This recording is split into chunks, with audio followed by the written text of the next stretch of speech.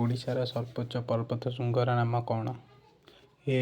ମଳୟଗିରି, B. Deomali, C. Mahendragiri, D. Gandhamardan.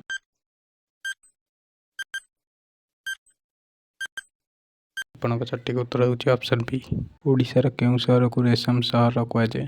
Option A Sambalpur, option B Cuttack, option C Brahmapur, option D Baleswar.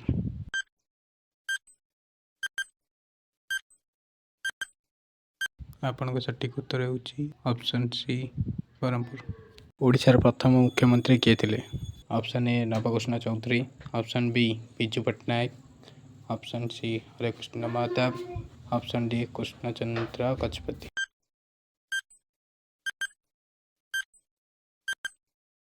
ଆପଣଙ୍କ ସଠିକ୍ ଉତ୍ତର ହେଉଛି ଅପସନ୍ ସି ହରେକୃଷ୍ଣ ମହତାବ। ଓଡ଼ିଶାରେ କେତୋଟି ଜିଲ୍ଲା ରହିଛି? ଅପସନ୍ ଏ 25ଟି, ଅପସନ୍ ବି 30ଟି, ଅପସନ୍ ସି 32ଟି, ଅପସନ୍ ଡି 13ଟି।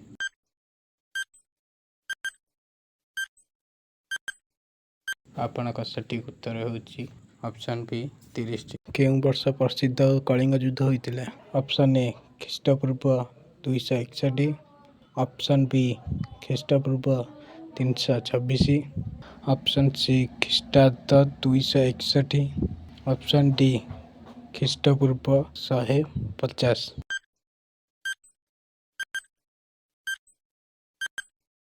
ଆପଣଙ୍କ ସଠିକ୍ ଉତ୍ତର ହେଉଛି ଅପସନ୍ ଏ ଖ୍ରୀଷ୍ଟପୂର୍ବ 261। କ୍ଷେତ୍ରଫଳ ଦୃଷ୍ଟିରୁ ଓଡ଼ିଶାର ସବୁଠାରୁ ବଡ଼ ଜିଲ୍ଲା କେଉଁଟି? Option A Ganjam, option B Mayurbhanj, option C Kandhamal, option D Sundargarh.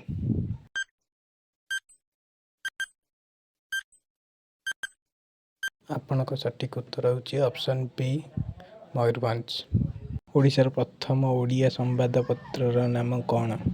Option A Samaja, option B Prajatantra, option C Utkal Dipika, option D Dharitri.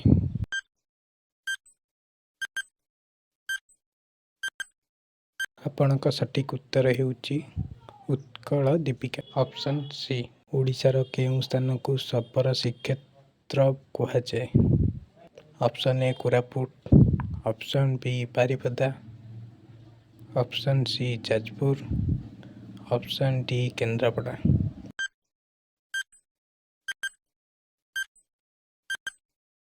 ଆପଣଙ୍କ ସଠିକ୍ ଉତ୍ତର ହେଉଛି ଅପସନ୍ ଏ କୋରାପୁଟ।